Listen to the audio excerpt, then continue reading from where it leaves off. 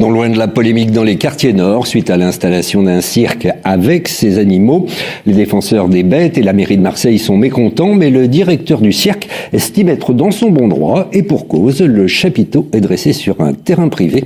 Les explications de Chloé Nivard toujours avec Valérie Pour. Le cirque Benzini n'est pas le bienvenu à Marseille.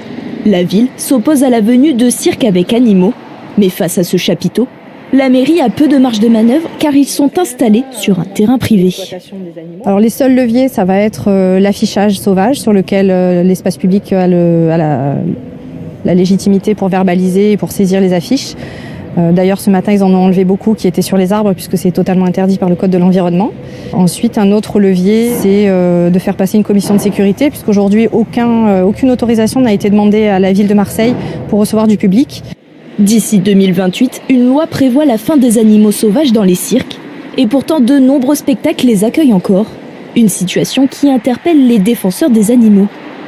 Nous demandons que cette loi aille plus loin et que la place des animaux domestiques n'est pas dans des cirques. Je rappelle que les camélidés, les chameaux, les dromadaires sont considérés comme animaux domestiques aujourd'hui en France et que leur place est dans un environnement qui soit stable et adapté. Il est temps de prendre au sérieux la condition animale et de rappeler que les animaux ne sont pas des attractions ni des jouets.